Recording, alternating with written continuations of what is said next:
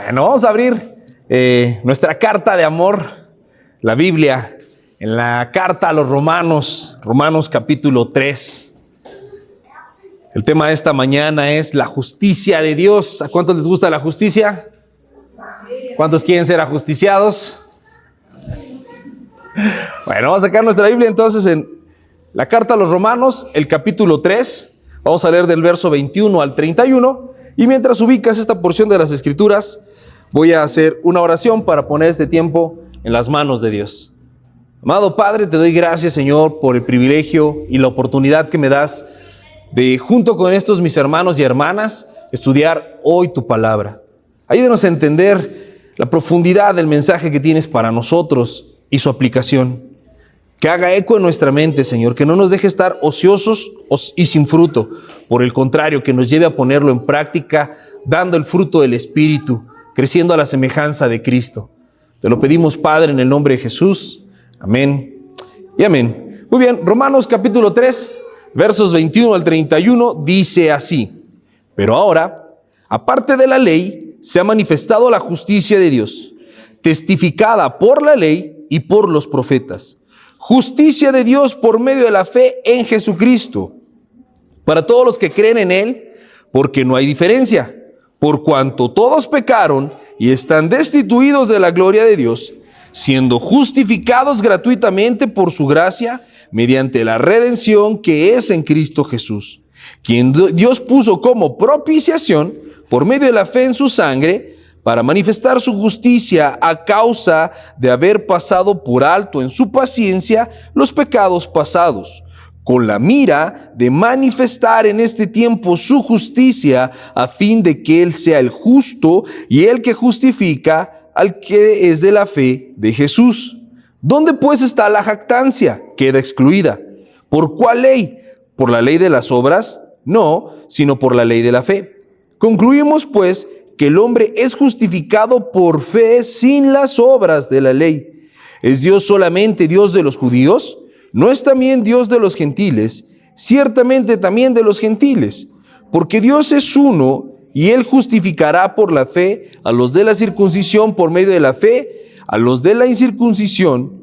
Luego por la fe invalidamos la ley en ninguna manera, sino que confiamos en la ley. Y decimos, amén. Ese pasaje que parece un trabalenguas, porque está hablando de la fe y la ley, y la fe y la ley constantemente, es un pasaje que habla de una gran profundidad y que nosotros tendríamos que entender que en estos 10 versículos está concentrada toda la fe que nosotros tenemos, no solamente hacia acontecimientos futuros, sino la fe que lleva nuestras conductas presentes. Primero vamos a empezar a entender algo. Nuestra Biblia está compuesta por 2 grandes tomos. ¿Saben cómo se llaman esos tomos? Amén, muy bien. Antiguo y Nuevo Testamento. En el Antiguo Testamento existe algo que nosotros llamamos la ley. ¿Se acuerdan de eso? ¿Cuál es la ley? Los mandamientos. Todo el Antiguo Testamento está lleno de mandamientos que rigen el comportamiento del ser humano. Pero la ley se dio porque el hombre pecó. Antes de que el hombre pecara, ¿tenía mandamientos? No, solamente había una advertencia. En Génesis, si tú te acuerdas, cuando Dios crea a Adán y Eva, les dice, de todo árbol del huerto pueden comer.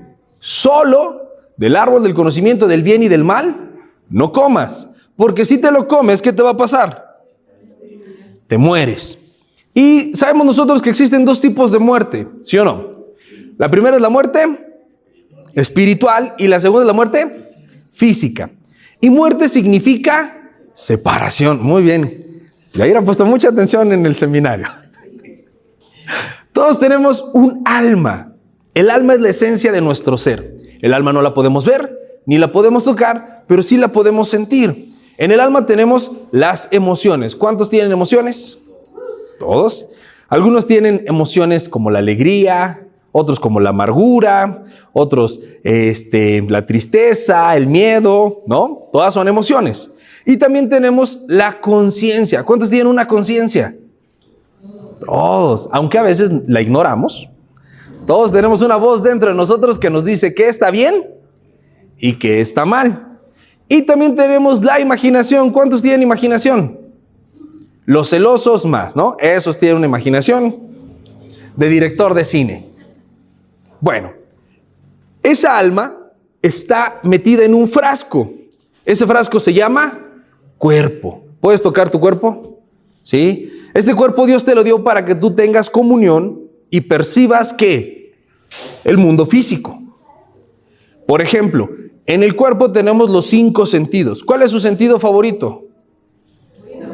El oído, la que le gusta el chisme. ¿Cuál otro? La vista también, al que le gusta el chisme. El juicio. el gusto, al que le gusta la comida, ¿no? El tacto, al que le gusta saludar a la gente. Tenemos los 5 sentidos y por medio de los sentidos percibimos el mundo. Pero también tenemos un espíritu. Y por medio de ese espíritu, ¿qué es lo que percibimos? El mundo espiritual. Y en el mundo espiritual está primordialmente Dios, pero no solamente Dios. ¿También quién está? El enemigo de Dios y enemigo de nuestras almas. Cuando tú y yo pecamos, nuestro espíritu se separa de nuestra alma y perdimos la comunión ¿con quién? Con Dios. ¿Y quedamos a merced de quién? Del enemigo de Dios. El diablo actúa con mucha sutileza y trata de convencer a los seres humanos, al igual que en Edén, que no busquen a Dios. Y logra su cometido. El diablo tiene toda una campaña en contra de la verdad de Dios. Si tú escuchas lo que la filosofía moderna, la ciencia moderna e incluso el entretenimiento actual postulan, hacen pensar al hombre que no necesita a Dios. De hecho, hace algunos días, en una plataforma de estas de pago por ver canales, se estrenó una caricatura que parece inofensiva, que tiene una animación tipo My Little Pony. Si alguien vio la caricatura de My Little Pony, así es el tipo de animación que tiene esta caricatura, y se llama Hotel no sé qué. Esta caricatura comienza mostrando a Lucifer como un ángel muy creativo que desesperó a Dios y que los ángeles, como son muy duros y muy cuadrados, lo corrieron del cielo. Y entonces ese ángel creativo llamado Lucifer tuvo que venir a la tierra. Y en la tierra Dios creó a Adán y a otra mujer llamada Lilith, no a Eva.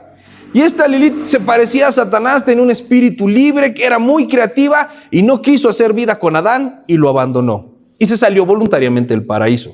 Entonces Dios tuvo que hacerle a Eva una mujer hueca que se deja someter por su marido y la puso en el Edén. Eso dice la caricatura, ¿eh?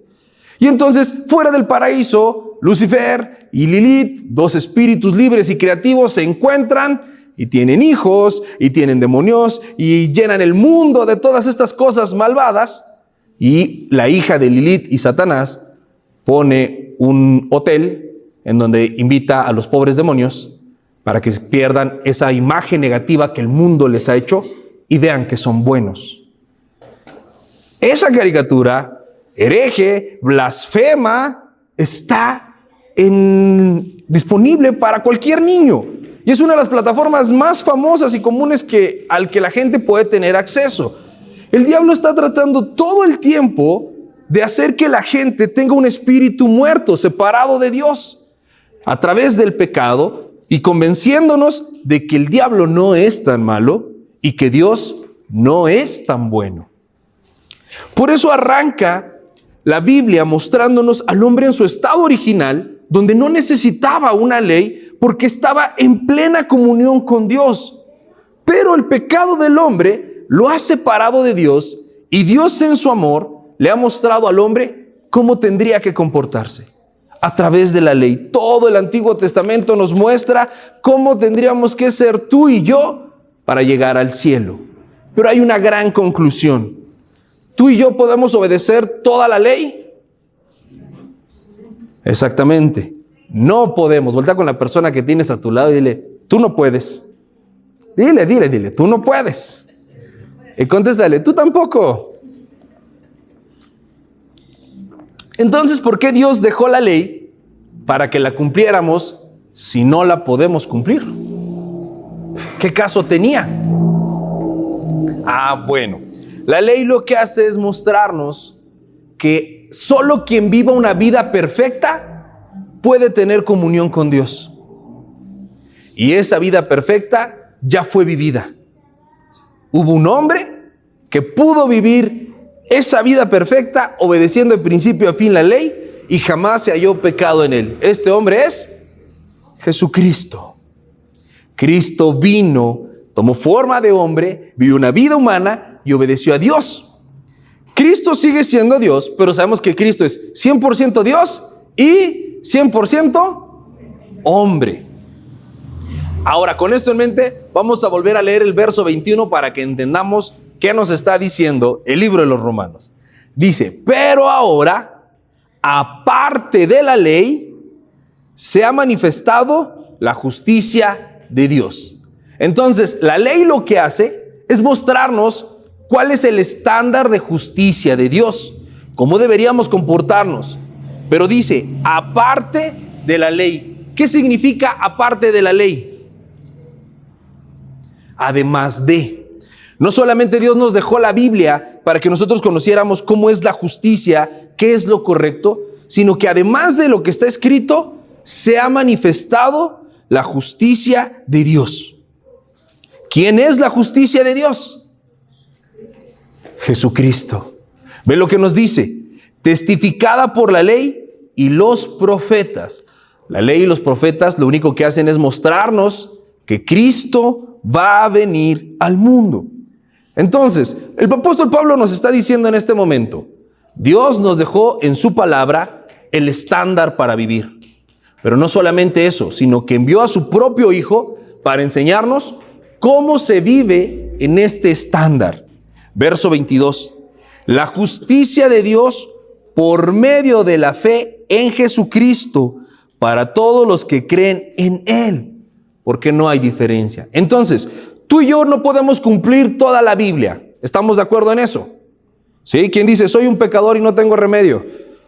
No, sí tienes remedio. Sí eres pecador, pero tienes remedio. No te preocupes. Entonces, ¿quién dice, soy un pecador, pero tengo remedio? Amén. Todos somos pecadores, pero tenemos remedio. El remedio está muy claro en la fe que tú y yo podemos poner en Jesús. Suena fácil decir, cree en Jesús e irás al cielo. ¿Sí o no suena fácil? ¿Es fácil? No. ¿Por qué no es fácil? Porque no es solamente creer de manera intelectual. La fe es un compromiso. ¿Te acuerdas qué dice Hebreos 11:1 de la fe? La fe es la certeza y la convicción. La certeza de lo que se espera y la convicción de lo que no se ve. Entonces, cuando dice, por la fe en Jesús, está hablando de que tú tengas la certeza de que Jesús es real y la convicción de seguir a Jesús.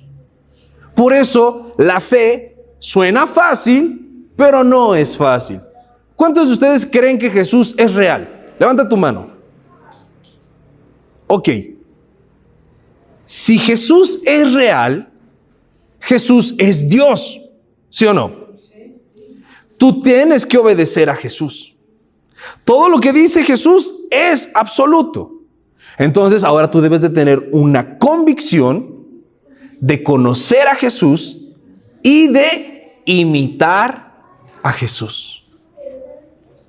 Nos criaron a todos en una religión de costumbres y de tradiciones. Y nos ponían medallitas, ¿no? De San Charbel o no sé, ¿no? De algún santo. O nos ponían escapularios y rosarios y esta pulserita con el ojo de venado para que no te hagan ojo, un hilo rojo y cosas así, porque asumían que con que tú creías en Dios, ya, era suficiente. Pero realmente, ¿cuántos de ustedes conocen a Jesús? ¿Cuántos de ustedes realmente entienden lo que Cristo hizo por ustedes? Porque es fácil decir, yo conozco a Jesús, yo creo en Jesús, pero lo difícil es tener realmente la fe puesta en Jesús. Las personas suelen tener dos reacciones ante Jesús equivocadas. Una, creer que es su amigo y que pueden tratarlo con ligereza. Y la otra, suponer que no lo necesito, que yo no necesito a Jesús. Ahora veamos lo que dice el verso 23, y si puedes, subráyalo y hazlo 100 veces una plana para que no se te olvide. Romanos 3:23 dice así: por cuanto todos pecaron y están destituidos de la gloria de Dios. Voy a dejar que lo reflexiones un momento. Por cuanto todos pecaron y están destituidos de la gloria de Dios. Cristo tuvo que venir porque todos pecamos y somos incapaces de cumplir la ley. Y no hay pecados pequeñitos. Cualquier pecado te lleva a la muerte. Dígame, ¿cuál fue el pecado de Adán y Eva? ¿A quién mataron? ¿Qué se robaron? ¿A quién secuestraron? ¿Cuántas groserías dijeron siquiera? Ninguna. ¿Cuál fue su pecado? Desobedecer. Y la desobediencia es cualquier cosa que tú haces en contra de la palabra de Dios. Su pecado fue comer. No hay pecado pequeño. Y a veces pensamos, yo no soy tan malo. ¿En serio? ¿De veras no eres tan malo? ¿No eres tan malo que no merezcas ir al infierno? No, sí, todos pecamos y porque pecamos quedamos destituidos de la gloria de Dios. Algunas personas creen que estar destituidos de la gloria de Dios nada más es que el día que te mueras, desapareces. O que Dios no te va a querer con Él en el cielo y te va a mandar a un lugar llamado Limbo, en donde va a estar flotando por la eternidad sin hacer nada. Si eso fuera, yo ni me preocuparía por ustedes. Diría, no pasa nada. Lo peor que les puede pasar es que floten en el limbo. Está tranquilo. Pero no. ¿Sabes qué pasa al que pierde la gloria de Dios? ¿Qué le pasa al que pierde la gloria de Dios, mis amados? Pensemos en esto. Hay de dos sopas: gloria o ira. ¿Qué suena más bonito? La gloria. ¿Y cuántos realmente están abrazando la gloria de Dios? Porque muchos lo que hacemos es abrazar la ira de Dios. Porque Dios ya manifestó su justicia. Él ya nos dijo cómo debemos vivir. Él envió a su Hijo a vivir la vida que tú y yo no podíamos vivir, y lo único que espera Dios a cambio, que ni siquiera es a cambio, lo único que tú necesitas hacer para acceder a ese milagro es creer. Pero no creer solamente con la mente, creer con el Espíritu, tener la convicción de que tu vida es de Dios y es para Dios. Ve lo que dice el verso 24, siendo justificados, ¿cómo? Gratuitamente. ¿Cuánto te cuesta ser justificado? A ti no te cuesta nada. Por su gracia, mediante la redención que es en Cristo. Si tienes lápiz, subraya la palabra redención. ¿Qué significa redimir?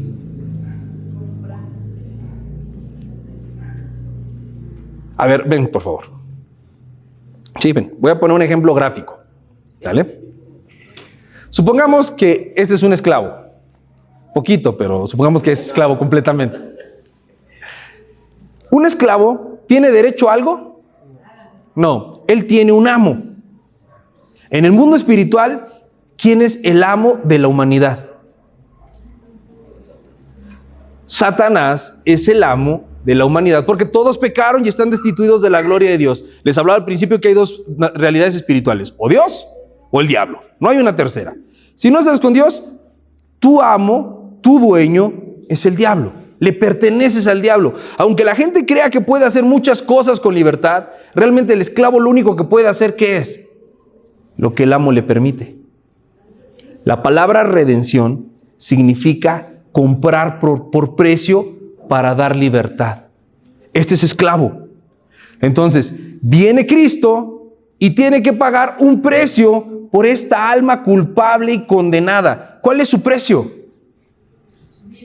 Su vida. Él se tendría que morir entonces. Pero Cristo se murió en lugar de él para darle libertad.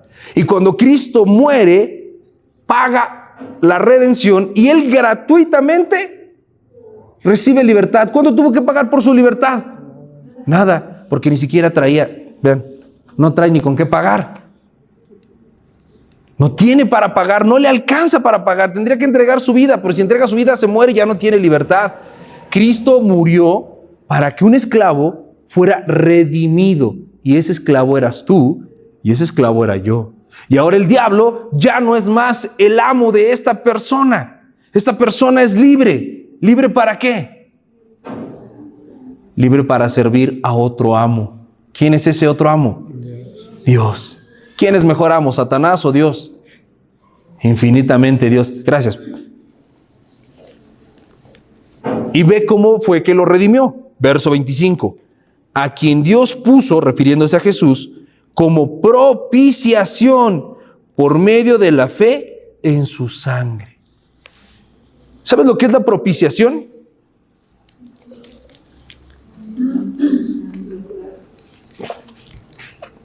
La propiciación es el sacrificio que se pone delante de Dios. En el altar había un lugar llamado el propiciatorio, donde se ofrecía un sacrificio que era la propiciación, que permitía que el sacerdote fuera aceptado delante de Dios para entrar al lugar santísimo. Cristo fue tu propiciación. Cristo pagó tu precio. Él se entregó por ti solo por amor. Tú eres un pecador que no puedes cumplir la ley. No puedes vivir como Dios quiere que vivas y Dios lo sabe.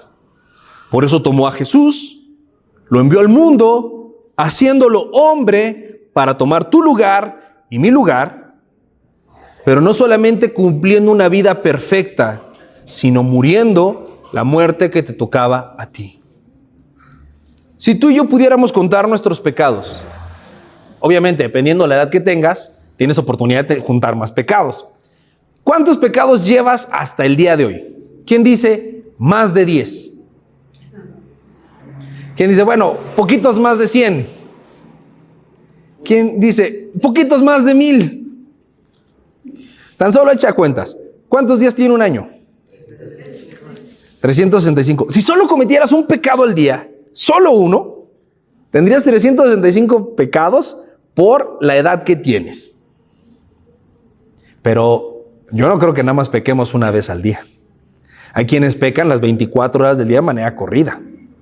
Pecamos a cada rato. Entonces, Dios tiene que juzgar todos tus pecados. Todos. ¿En dónde los juzgó Dios? En la cruz. Esa muerte espantosa que tuvo Jesús era la muerte que tú te merecías. Y Cristo la murió en tu lugar para hacerte libre, pagando tu redención, siendo Él la propiciación que el Padre puso. Dice, por medio de la fe en su sangre, para manifestar su justicia a causa de haber pasado por alto en su paciencia los pecados pasados. No quiere decir que Dios no sabe que tú pecas. Quiere decir que Él es paciente y te da la oportunidad de ¿qué? De arrepentirte. Ahora, si tú tuvieras que pensar en tu peor pecado, no me lo digas, por favor, no me lo digas. ¿Cuál sería? ¿Cuál es tu peor pecado? ¿Qué es eso tan vergonzoso que haces y haces a escondidas? Porque tú te escondes para hacer lo malo. O por lo menos te juntas con otros pecadores igual que tú para no sentirte exhibido. ¿Cuál es tu pecado más feo? ¿Ya lo pensaste? Ahora te pregunto, ¿ya te arrepentiste? ¿Ya lo llevaste a la cruz? ¿Ya creíste que Cristo pagó por ti y ahí lo dejaste?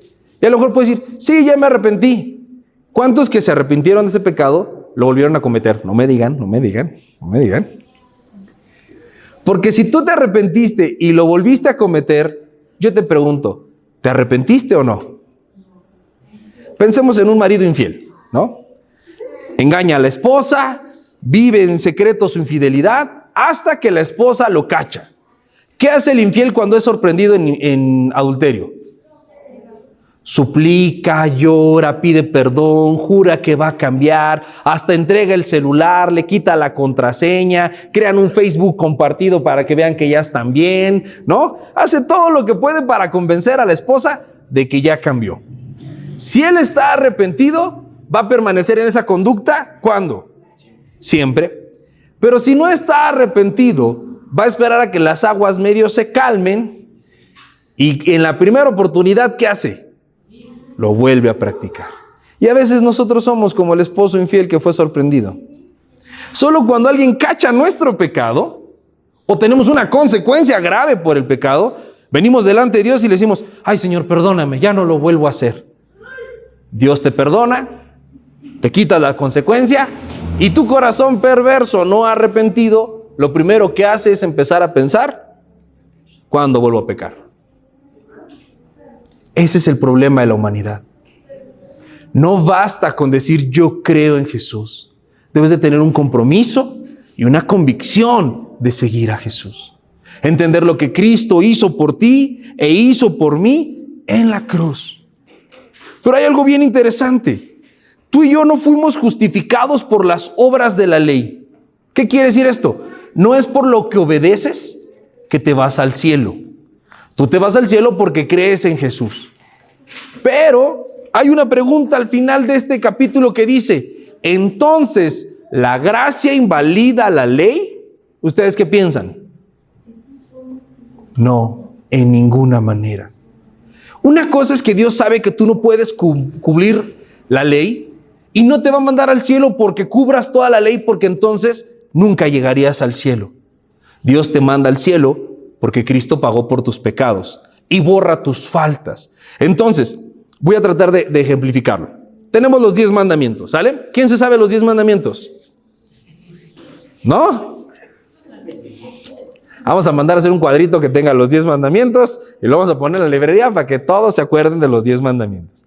El primer mandamiento es: amarás al Señor tu corazón, al Señor tu Dios con todo tu corazón, toda tu mente y con todas tus fuerzas. El segundo es...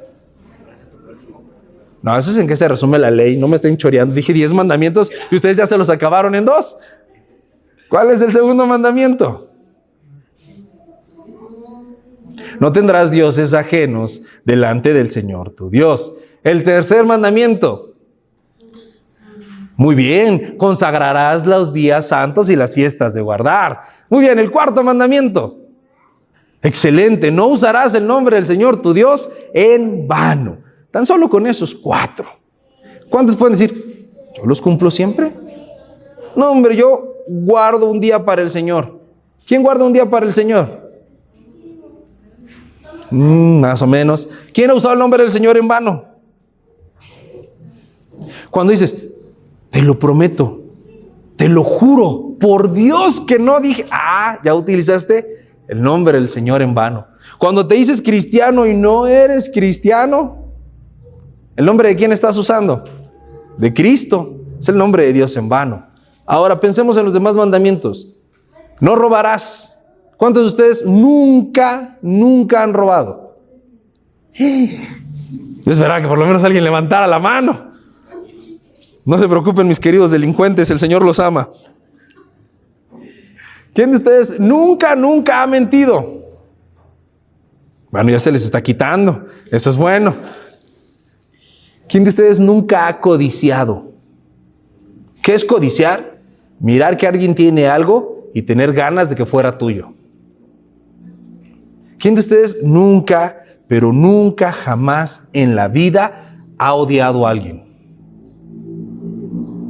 Entonces, pues ya en el examen si era de 10 preguntas, andamos en 0, ¿no? Hasta el día de hoy no has cubierto ningún mandamiento. Si fuera por cumplir todos los mandamientos todos los días de tu vida, no vas al cielo. Cristo viene y borra todas tus faltas. Entonces, eso significa que nunca los has roto, ¿no? Pero ¿qué pasa si mañana peco? Ya arruiné la cadena de buenas decisiones. Pero si peco, ¿qué puedo hacer? Pido perdón. ¿Y la sangre de Cristo qué le hace a esa falta? Borra mis faltas. La sangre de Cristo entonces lo que hace es borrar mis faltas. Y ahora, ¿y cuál es mi responsabilidad? Cristo borra mis faltas. ¿Mi responsabilidad cuál es? Obedecer la ley. Por eso la ley no queda abolida. Lo que hace la sangre de Cristo es cubrir nuestras faltas para que podamos ir al cielo. Pero ahora yo tengo la responsabilidad de obedecer. Ahora sí voy a ver quiénes pusieron atención en el seminario. ¿Qué va a pasar el día que te mueras? ¿Te vas a enfrentar a qué? A un juicio. ¿Y por qué serás juzgado? Por tus obras. Tú ya no vas a ser juzgado por tus pecados porque Cristo murió en la cruz. ¿Tú crees en Cristo, sí o no? ¿Tienes un compromiso con Él? Entonces, tú no tienes que ser juzgado por tus pecados. ¿Quién sí va a ser juzgado por sus pecados? El que no creyó realmente en Cristo. Y aquí voy a hacer un paréntesis antes de hablar del juicio. El juicio que nos va a tocar a nosotros. Hay personas que están engañadas y no se han dado cuenta que viven engañadas. Gente que cree que va a ir al cielo, pero no van a llegar al cielo. ¿Quiénes son estas personas, mis amados? ¿Vale? Los que tienen un ídolo en su corazón. Los que dicen seguir a Dios, pero en realidad no lo están siguiendo. Puede ser gente que venga a la iglesia. Puede ser gente que canta alabanzas. Puede ser gente que ha escuchado la palabra de Dios desde la cuna.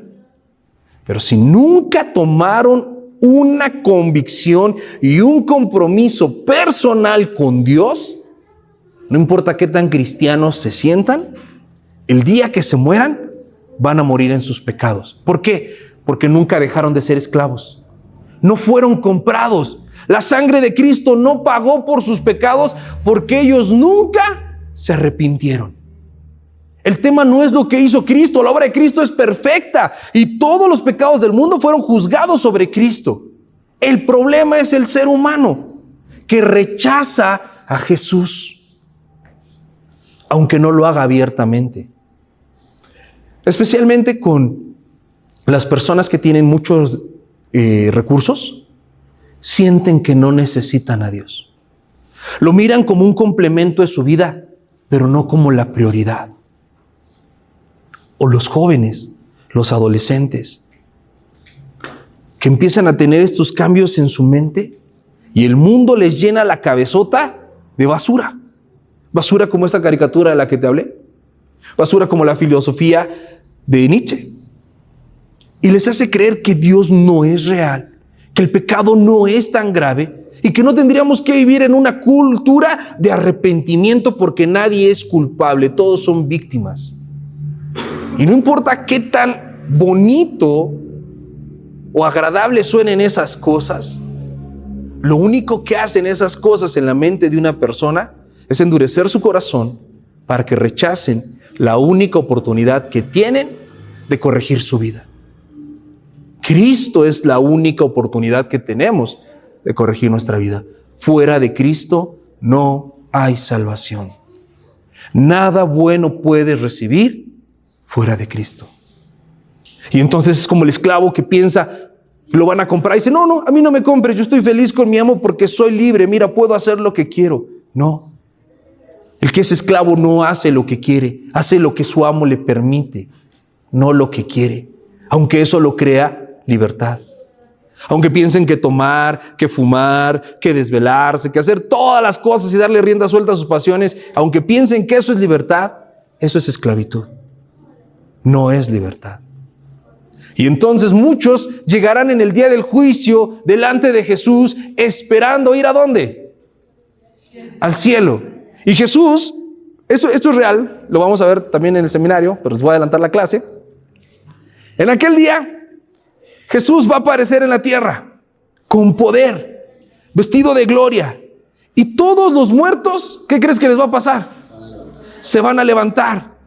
Van a estar todas las personas de todas las eras vivos sobre la tierra. Y va a haber dos lugares a los cuales ir. Un camino angosto que va hacia el cielo y un camino angosto que va al infierno. La gente va a estar ahí. Y algunos le van a decir, Señor, Señor, ¿por qué nos mandas al infierno si en tu nombre hicimos cosas? Si te seguíamos. Y la respuesta que Jesús tiene para esos es dura, pero es real. Yo no te conozco. No importa que tú digas que me conoces. Yo a ti no te conozco. Porque la verdadera fe en Jesús no se vive a nuestra manera. Se vive ¿cómo? A la manera de Jesús. Yo tengo un lugar donde vivo, mi casa. Si tú dices que me vas a ir a visitar, pero en lugar de tocar la puerta de mi casa, tocas la puerta del vecino y entras con el vecino y convives con el vecino, que a lo mejor también se llama Oscar, supongamos que mi vecino también se llama Oscar, y tú pasas toda una tarde con mi vecino y sales de ahí diciendo, qué bien me la pasé con Oscar. ¿Realmente estuviste conmigo? No. A mucha gente le va a pasar así. Cree que está con Jesús, hace cosas que dicen Jesús, se inventan un Jesús, pero nunca estuvieron en la casa del verdadero Jesús. Y cuando se encuentren cara a cara con Jesús, Jesús les va a decir, chavo, yo no te conozco. En mi casa nunca estuviste. Conmigo nunca hablaste. Lo que a mí me gusta, nunca hiciste. No puedes estar conmigo arriba porque no quisiste estar conmigo abajo. Y eso es duro. Pero esa es la justicia de Dios. Y luego va a haber otro grupo de pecadores que saben que no les alcanza para ir al cielo, pero que sí estuvieron en la casa de Jesús, que sí escucharon la voz de Jesús y que sí trataron de hacer las cosas que Jesús pidió. ¿Y sabes qué les va a decir a esos? Bien hecho, buen siervo, fiel. Entra en el gozo del Señor. En lo poco fuiste fiel, en lo mucho te pondré. Lo poco es esta vida. Lo único que tienes que hacer es creer en Jesús y tratar de obedecerlo. Nada más. Y eso nos lleva al cielo. Y entonces, a este grupo que va al infierno y a este grupo que va al cielo, han estado escribiendo un libro cada persona de esos grupos. ¿Sabes cómo se llama ese libro? El libro de las vidas. Cada uno de nosotros tenemos un libro en el cielo donde se está registrando todo lo que hacemos, decimos y pensamos. Y delante de cada uno de nosotros va a aparecer un libro con toda nuestra vida. Y arriba de todos esos libros, un libro más grande, que es la Biblia. Y Dios va a contrastar lo que tú escribiste con lo que está escrito acá. Y todo lo que no coincida será castigado. No importa si vas al cielo o vas al infierno. Todo lo que tú escribas en tu vida que no coincida con la Biblia será castigado.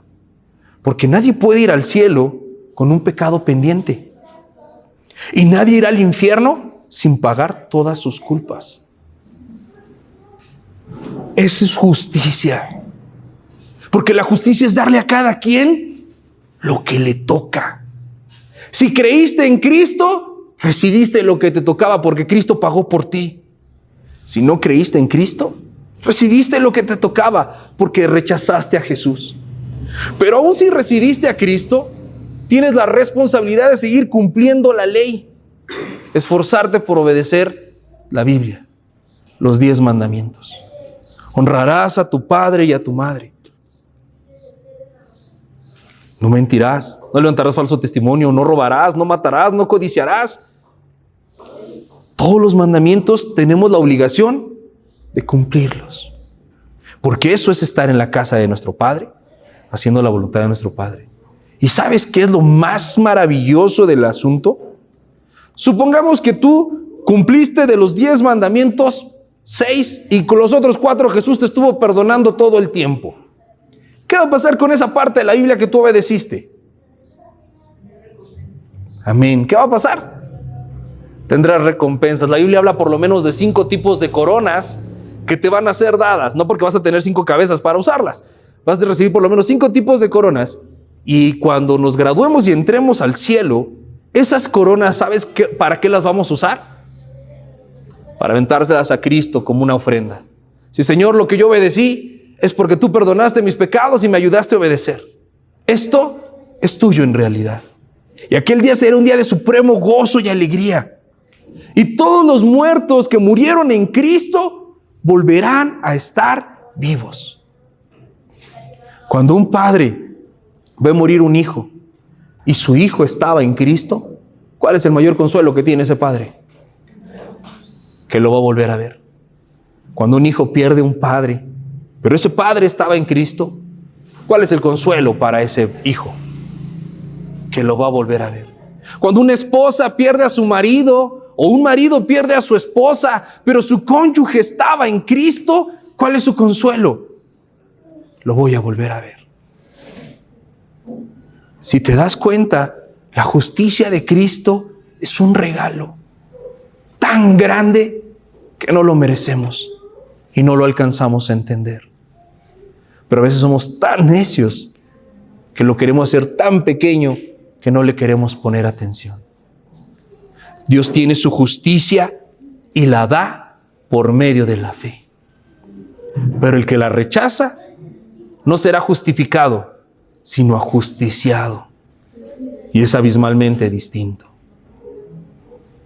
El propósito de esta prédica no es ponerles miedo en el corazón, ni carga, sino mostrarles la verdad del Evangelio. La gran oportunidad que tú y yo hoy tenemos de venir a Jesús y ser justificados. Que todos nuestros pecados sean borrados. Y que sea como si nunca los hubiéramos cometido. Yo me acuerdo cuando yo tenía 10 años,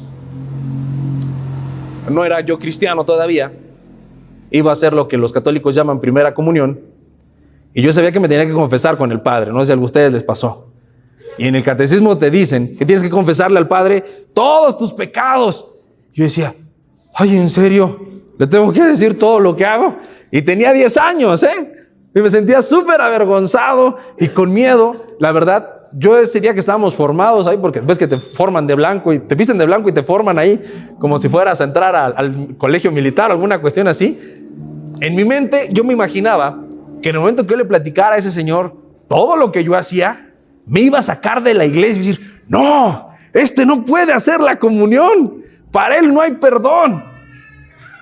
Pero hoy en día, que he cometido muchos más pecados que los que tenía hasta los 10 años, sé que de mí no se va a decir, para este no hay perdón, porque Cristo pagó por todos mis pecados.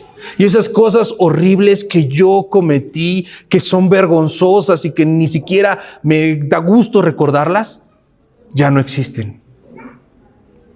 Y eso está disponible para cada uno de nosotros todos los días de nuestra vida. Si pecamos, abogado tenemos para con el Padre, a Jesucristo. Amén. ¿Cuántos quieren la justicia de Dios? Bueno, vamos a terminar orando para pedirle al Señor su justicia, que sea propicio para nosotros, que nos ayude a creer, que nos ayude a cambiar, a dejar nuestros pecados, a dejar nuestros errores, y que nos esforcemos por obedecer la ley que no se ha invalidado.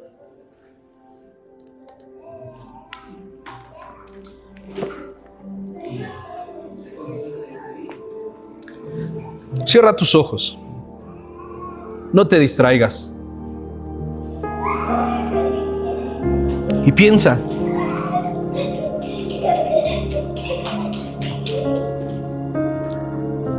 En esos pecados que has cometido.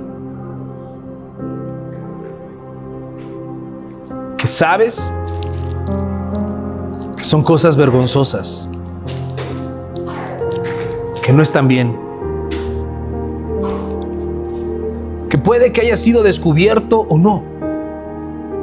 Pero al final, ante los ojos de Dios, nada queda oculto.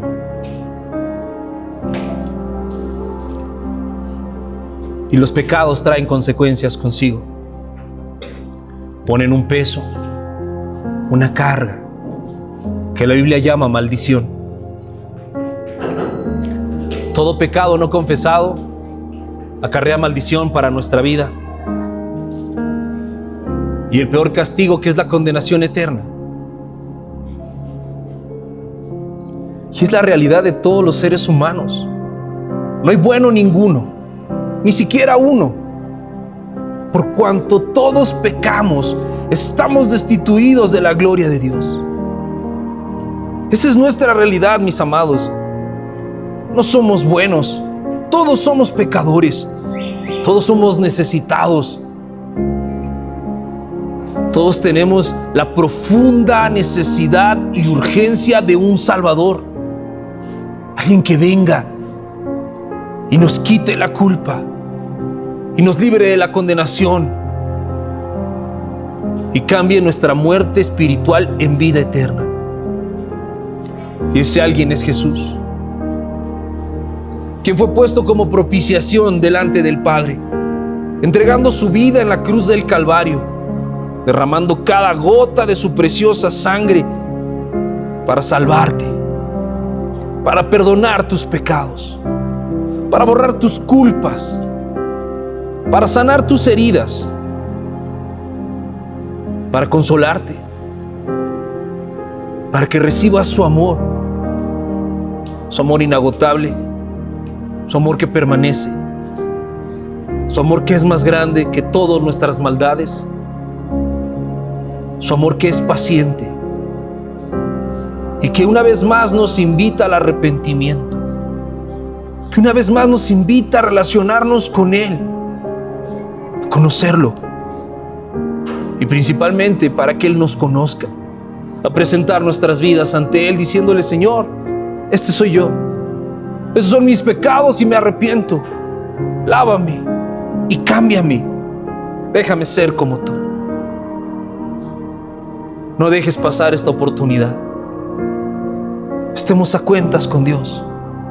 Tengamos paz con Él. Y entonces la tendremos con los hombres. Abre tu boca y comienza a hablar con Dios. Confiésale cuáles son tus pecados. Aún aquellos que has cometido hace tiempo, si no te has arrepentido, hoy es un buen día.